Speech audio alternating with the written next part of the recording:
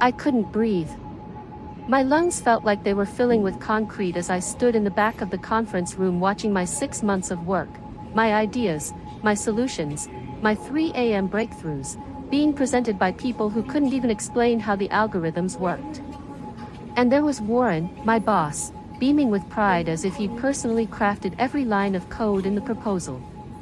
"As you can see, our team at Helios has developed a revolutionary approach," he said, gesturing to everyone but me. My name is Avery Merrick, 36, and until that moment I'd spent 8 years of my life believing that exceptional work would eventually be recognized. Before I continue, if you're watching this from somewhere around the world, let me know where in the comments, and please subscribe if you haven't already. Trust me, you'll want to hear how this ends. I was the only female senior developer at Helios Innovations, which made me both a token and a target. I'd learned to exist in that uncomfortable space, to work twice as hard just to be considered half as competent. But this project was different. The Meridian contract was the biggest opportunity our firm had ever pursued, $5.8 million, to develop an AI-driven supply chain management system that could save their international operations millions more annually. When the project first came in, nobody wanted it. Too complex, too many unknowns, impossible timeline. Warren had practically thrown the brief at me during a staff meeting. "Avery, see if you can make sense of this mess." I remembered the dismissive tone, the implicit expectation of failure. My male colleagues exchanged those looks, the ones that said, "Better her than us." For 6 months, I lived that project. Cancelled my trip to my cousin's wedding. Missed my nephew's birthday. Worked through pneumonia that left me coughing blood into tissues I hid in my desk drawer. I built that system from scratch, solving problems that industry leaders had declared technically unfeasible just months earlier. The night I finally cracked the distribution algorithm, the one that would reduce Meridian's shipping costs by 41%, I was alone in the office. Early morning, 2:17 a.m. I remember calling my mom, hands shaking with excitement, trying to explain it in layperson's terms. She didn't understand the technical breakthrough, but she understood my tears of relief. "They'll have to see your value now, honey," she'd said. 2 weeks before the presentation, I noticed something shifting. Warren began scheduling alignment meetings about the Meridian presentation that somehow never included me. Darren Frost from business development started asking detailed questions about my code. Celia Vaugh, who hadn't contributed a single component to the project, was suddenly reviewing all deliverables. I told myself this was normal, final preparations, everyone making sure they understood the solution before the big presentation. Then I found the slide deck. I hadn't been asked to prepare it, which should have been my first red flag. I opened it out of curiosity while working late again, and froze. As I scrolled through 42 pages that presented my work without once mentioning my name, the presenter notes showed that Darren would explain the technical architecture, Marcus would walk through the implementation approach, Warren would handle the innovative algorithm that was the crown jewel of the entire solution. My crown jewel. My innovation. I confronted Warren the next morning, trying to keep my voice steady as I pointed out the oversight. "Avery," he said, not even looking up from his phone, "this is an executive presentation. We need our strongest communicators handling this. You're more of a behind-the-scenes person, aren't you? You're not really comfortable with the spotlight." "But it's my work," I said, hating how small my voice sounded. He finally looked up, his expression a perfect blend of condescension and false concern. "It's Helios's work. We're a team, remember? And teams win together. Then the kicker, besides, you're not polished enough for the C-suite yet. The way you dress, your presentation style, it's just not executive ready." I walked out of his office feeling like I'd been slapped. 8 years at this company. A master's degree from Carnegie Mellon. I'd sacrificed relationships, health, any semblance of work-life balance, and I wasn't polished enough. Which brings me back to that conference room, where I stood against the wall, invisible, watching everyone else take credit for my work. Ryuel Takahashi, Meridian CEO, sat at the head of the table, flanked by her executive team. She asked incisive questions that my team fumbled through answering. And the distribution algorithm, the 41% reduction looks incredible, but how do you account for weather pattern disruptions in the Southeast Asian corridor? She asked. Warren looked at Darren. Darren looked at Marcus. Marcus cleared his throat. Well, we've integrated several variables that, we're using a modified Bayesian approach. I interrupted from the back of the room, unable to watch this train wreck any longer. The algorithm adapts to meteorological data in real time, with fallback protocols that trigger alternative routing based on predictive modeling rather than reactive adjustments. The room went silent. 20 heads turned to look at me, most from my company wearing expressions of shock or anger. But Ryuel Takahashi was simply curious. And you are? She asked. Before I could answer, Warren jumped in. That's Avery, one of our developers who helped with some of the coding elements. Some of the coding elements. Something in me snapped. 6 months of work, my innovation, my solution, reduced to some of the coding elements. Actually, I said, stepping forward, my heart pounding so hard I could feel it in my fingertips, I designed and built the entire system architecture. The distribution algorithm is based on my research from last year's white paper on adaptive supply chain dynamics. I wrote every line of code in the core modules and personally solved the Southeast Asian weather pattern challenge you just mentioned. The silence that followed was deafening. Warren's face had turned a shade of red I'd never seen before. Ryuel Takahashi set down her pen. Interesting. So you're the architect of this solution? Yes, I said simply. Then perhaps you should be the one presenting it, she said, her gaze shifting meaningfully to Warren. What happened next still plays in my mind like a slow-motion car crash. Warren laughed, actually laughed, and said, Avery tends to exaggerate her contributions. She's valuable, but this was absolutely a team effort, led by our senior staff. I felt dizzy, like the floor was tilting beneath me. 8 years of diminishment crystallized in that moment. I'd been naive to think this time would be different. Ryuel was watching me, not Warren, her eyes sharp, evaluating. She seemed to see right through the dynamics in the room. In that case, she said, still looking at me, I have a simple request. I'd like Miss Merrick to walk us through the technical documentation. Right now. Warren's smile faltered. We hadn't planned to get into that level of detail today. I insist, Ryuel said, her tone making it clear this wasn't a request. If this was truly a team effort, then anyone on the team should be able to explain the core architecture. She turned to me. Miss Merrick, would you mind?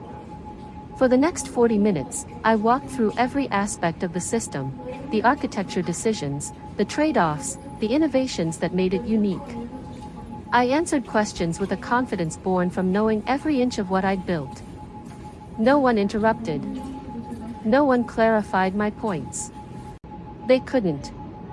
When I finished, Ryuel nodded slowly. Thank you for that clarification. She turned to her team. I think we've seen what we needed to see. I thought that would be the end of it, a momentary victory, but ultimately meaningless. Warren would find a way to punish me later.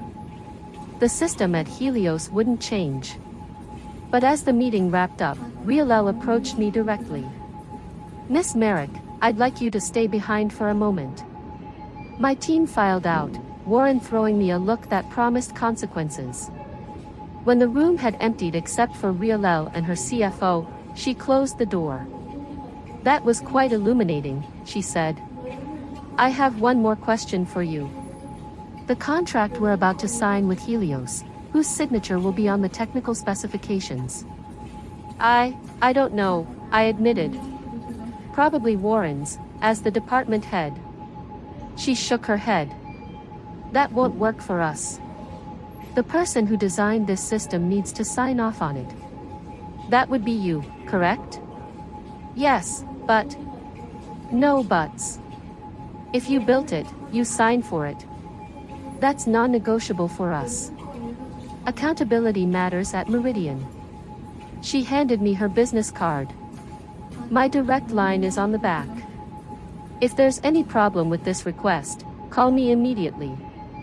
That night, I couldn't sleep. I kept replaying the meeting, the look on Warren's face, Riolel's unexpected intervention. By morning, I'd made a decision that had been 8 years in the making. I dressed with particular care that day, not in the muted grays and blacks that helped me blend into Helios's male-dominated environment, but in a deep blue suit that I'd bought years ago and never had the courage to wear to the office. As expected, I was summoned to Warren's office first thing. He was already mid-tirade when I walked in. The most unprofessional display I've ever seen. You undermined the entire team, made us look disorganized. I told the truth, I said, surprised by the steadiness in my voice. You don't understand how this works, Avery. This is business. No one succeeds alone. You're part of a team. A team that was taking credit for my work. I interrupted. His face darkened. This attitude is exactly why you're not ready for client-facing roles. You're too emotional, too focused on individual recognition. Riolel Takahashi wants my signature on the technical specifications, I said. That stopped him cold. What? Meridian requires that the person who designed the system sign off on the technical specs. That's me. Warren's expression shifted from anger to calculation so quickly it was almost comical. Well, that's just a formality. You'll sign as the technical lead under my overall approval. I took a deep breath. I'll sign it, but only under certain conditions. He laughed, but there was no humor in it. That's not how this works. It is now, I said, pulling out a document I'd prepared the night before. These are my terms. First, my role as lead architect will be formally acknowledged in all project documentation and communications. Second, I'll lead the implementation team. Third, I want a 15% raise effective immediately, which still puts me below what Darren and Marcus make, by the way. Warren's face flushed. This is extortion. This is negotiation, I corrected. You need my signature. Meridian won't proceed without it. And unlike yesterday, today I understand my value. I could fire you for this, he threatened. You could, I agreed. But then you'd have to explain to Riolel Takahashi why the person who built the system she's investing $5.8 million in is suddenly unavailable. I don't think that conversation would go well for you or Helios. He stared at me with naked hatred. I always knew you'd be trouble. Women like you always are. I smiled then, feeling something shift permanently inside me. You haven't seen trouble yet, Warren. This is just me finally taking my place at the table. You have until end of day to accept my terms. After that, I call Riolel directly. I left Warren's office with my legs trembling but my head high. Anyone watching would have thought I was confident, collected. Inside, I was terrified. 8 years of keeping my head down, of being the good employee who never complained, and I'd just blown it all up in 15 minutes. My phone buzzed as I reached my desk, a text from my sister Nora. Did you talk to him yet? What happened? I texted back, I did it. Gave him my terms. Now we wait. 3 dots appeared. Disappeared. Appeared again. Finally, holy, A. I'm proud of you. Terrified, but proud. Warren didn't keep me waiting long. By noon, HR called me into a meeting with Vanessa Kruger, the department head, and Warren himself. Their faces told me everything I needed to know before a word was spoken. The conference room felt cold, almost clinical, as I took my seat across from them. Avery, Vanessa began, her voice professionally neutral, we've reviewed your requests regarding the Meridian project, My terms, I corrected quietly. A flash of irritation crossed her face. Your terms, then. While we value your contributions to the project, your approach to this situation has been inappropriate and borders on insubordination. Warren sat silently, a small, satisfied smile playing at the corners of his mouth. However, Vanessa continued, given the client's specific request and the timeline constraints, we're prepared to make some accommodations. The accommodations were a joke. They'd acknowledge me as a key technical contributor, but not lead architect. I could join the implementation team, but not lead it. And they offered a 5% performance bonus instead of the raise. This is our final offer, Vanessa said, sliding a document across the table. We need your signature on the Meridian specs by end of day. I looked at the paper, then at Warren's smug face, then back at the document. 8 years of moments like this flashed through my mind, watching male colleagues with half my qualifications get promoted over me, sitting in meetings where my ideas were ignored until a man repeated them, being called difficult when I was simply being thorough. No, I said, pushing the paper back. Those aren't the terms I outlined. Warren's smile vanished. For God's sake, Avery, be reasonable. I've been reasonable for 8 years, I replied. It got me nowhere. Vanessa's professional mask slipped slightly. Think carefully about what you're doing. This is a career-defining project. You don't want to be remembered as the person who derailed it over ego. I almost laughed. My ego? After watching my entire team puff themselves up with my work? My terms stand, I said, standing up. You have until 5 p.m. I walked out, closed the door behind me, and promptly locked myself in a bathroom stall, where I had what can only be described as a silent panic attack. What was I doing? I was risking everything, my job, my reputation, my financial stability, all because I couldn't swallow my pride one more time. But it wasn't pride, was it? It was dignity. It was truth. It was finally acknowledging that I deserved better than being used and discarded. At late afternoon, 4:47 p.m., as I was contemplating calling Ryuel Takahashi, Vanessa appeared at my desk. We've reconsidered, she said stiffly. Your terms are acceptable, with minor modifications. She handed me a new document. They'd agreed to acknowledge me as lead architect and to let me lead the implementation team. The raise was 12%, not 15%, but it was substantially more than their initial offer. We expect you to handle this transition professionally, she added, a warning in her tone. No gloating. No creating division in the team. I'm always professional, I said, signing the agreement. That's never been the issue here. That night I celebrated with Nora over takeout Thai food in my apartment. I can't believe you actually did it, she said, raising her wine glass in a toast. To my sister who finally grew a spine. I've always had a spine, I said. I just stopped hunching. So what happens now, she asked. Won't Warren make your life hell? I nodded slowly. Probably. But something's changed, Nora. I'm not afraid anymore. The next few weeks proved me both right and wrong. Warren didn't make my life hell, he made me invisible. He spoke around me, through me, over me, but never to me. In meetings, he acted as if my chair was empty. The only acknowledgement of my existence came in the form of impossible deadlines and midnight emails demanding immediate responses. Meanwhile, I received a formal acknowledgement as lead architect on the Meridian project. My name appeared on all the official documentation. I built my implementation team deliberately, including 2 junior female developers who showed promise but had been overlooked. And every week I had a direct call with Ryuel Takahashi to update her on our progress. Those calls became my lifeline, the one place where my expertise was respected without question, where I didn't have to fight to be heard.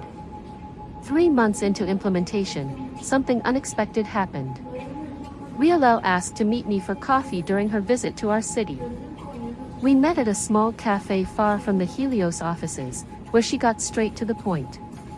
"Your work on our system has been exceptional," she said after minimal small talk. "The implementation is ahead of schedule, and the early results are better than projected. But I'm concerned." "About the project?" I asked, confused. "About you," she said. "Every time we speak, I can sense the environment you're working in. It's not sustainable, Avery. Talent like yours shouldn't be constantly fighting for basic respect." I didn't know what to say. I'd become so accustomed to workplace hostility that I'd stopped seeing it as abnormal. "Can I be blunt?" she continued, not waiting for my response. "You're being wasted at Helios. And based on what I saw in that presentation room, nothing's going to change there." She placed a business card on the table between us, not her personal card this time, but one from Meridian CTO Julian Chen. "We're building a new innovation division," she said. "Julian's looking for a director to lead it. Your name came up in our discussions." My coffee cup froze halfway to my lips. "You want me to work for Meridian?" "We want you to lead a team at Meridian," she corrected. "With the appropriate title, compensation, and authority. No more fighting for scraps, Avery." The offer was extraordinary: double my current salary, equity in the company, and a leadership role reporting directly to the CTO. It was everything I'd ever worked for, everything I'd been denied at Helios. "I need to think about it," I said, my mind racing. "And there's the Helios implementation to complete." "Of course," Rialel said. "We're not asking you to leave your team hanging. Finish the implementation. But know that this door is open."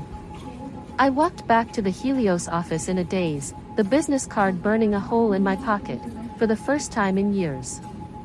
I felt something dangerous: hope. That hope carried me through the next 2 months of Warren's Cold War, through the snide comments from colleagues who resented my new authority, through the exhaustion of leading the implementation while being actively undermined. The system went live on schedule. It worked perfectly. The Meridian executives were thrilled. At the launch celebration, Rialel publicly acknowledged me as the architect and implementation leader of the project that would transform their company. Warren stood in the corner, glaring, as she presented me with a formal letter of commendation. Everyone applauded. No one met my eyes, except my small implementation team, who beamed with genuine pride in what we'd accomplished together. The next day, I submitted my resignation. 2 weeks later, I walked out of Helios for the last time. No goodbye party. No well wishes. Just the silent relief of escape. On my first day at Meridian, Julian Chen gave me a tour of my new division. "Build your team however you want," he told me. "You've got budget for 12 headcount to start." "I know exactly who I want," I said. Within a month, I'd recruited 4 people from Helios, including the 2 junior developers I'd mentored during implementation. They weren't the only ones who wanted to leave. After my departure, the floodgates opened. People who'd been silently suffering reached out, asking if there were opportunities at Meridian. I couldn't hire them all, but I could listen. I could validate their experiences. I could connect them with other companies in my network. And slowly, a community formed, refugees from toxic workplaces supporting each other, recommending each other, lifting each other up. 6 months after I left, Helios lost the Archer contract, their second biggest client, to a competitor using Meridian's new supply chain system. Our system. My system. 1 year after I left, Warren was quietly demoted. The official reason was restructuring, but industry whispers told a different story. Too many talented people had left his department, too many projects had fallen behind schedule. The magic that had once made his team the crown jewel of Helios had vanished. 2 years after I left, I was invited to speak at the Women in Tech conference about innovation in supply chain management. From the stage, I could see familiar faces in the audience, former Helios colleagues who'd found better opportunities, who'd stopped accepting less than they deserved. And in the back row, looking considerably older and decidedly uncomfortable, sat Warren. He'd been sent by Helios to explore new technologies after their innovation pipeline had dried up. Our eyes met briefly across the crowded room. I didn't smile. I didn't glare. I simply acknowledged his presence with a small nod before returning to my presentation. That moment wasn't about revenge. It was about something more powerful, indifference.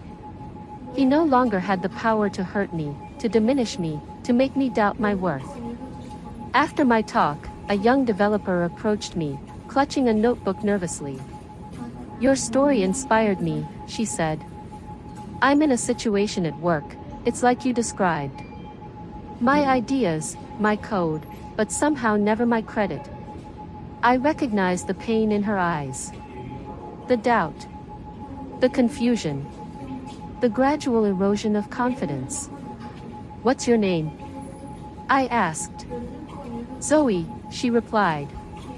"Listen carefully, Zoe," I said, taking her hands in mine. "What they're doing isn't just unfair, it's theft. Your work has value. Your voice has value. And you have choices." I told her about Riolel's coffee shop offer, about the fear and exhilaration of finally standing up for myself, about the community of support I'd found on the other side. "It won't be easy," I warned. "But staying is harder in ways you don't even realize until you've left." "How do I start?" she asked. I smiled, remembering my own first step. "By recognizing that your silence has been protecting the wrong people." 3 years after leaving Helios, my division at Meridian was responsible for 22% of the company's growth. I led a team of 34 brilliant, diverse developers who knew their worth, and whose contributions were celebrated, not stolen. And 5 years after that fateful presentation, I received an email that made me laugh out loud in my corner office. It was from a recruitment firm, reaching out on behalf of Helios Innovations. They were looking for a new VP of technology, someone who could revitalize their innovation culture and lead them into a new era. I politely declined the opportunity to interview, but I did forward the position to several qualified women in my network, with a detailed briefing on exactly how much they should demand in salary negotiations. The ultimate revenge wasn't watching Warren's downfall or Helios's struggles. It wasn't even my own success, though that was certainly satisfying. The real revenge was changing the system itself. Building a community where talent was recognized regardless of gender. Where credit was given where due. Where the next generation of Averys wouldn't have to fight the same battles I did. Some people say success is the best revenge. I disagree. The best revenge is creating a world where what happened to you cannot easily happen to someone else. It's using your hard-won power to hold the door open behind you. It's turning your pain into purpose. Do I still think about that day in the conference room, standing against the wall, watching others take credit for my work? Of course I do. Some wounds leave scars that never fully fade. But those scars remind me of who I was, who I became, and why I do what I do now. So let me ask you, have you ever had your work stolen, your contributions erased, your value questioned? Tell me in the comments, not just what happened, but what you did about it. Your story matters. Your experience matters. And if you're watching this from a place that feels like my old life, undervalued, overlooked, slowly disappearing, know that there's another way. It starts with recognizing your worth. It continues with finding your voice. And it never, ever ends with settling for less than you deserve. Subscribe if this resonated with you. There are more stories to tell, more battles to fight, more victories to celebrate, and trust me, the view from the other side is worth every terrifying step of the journey.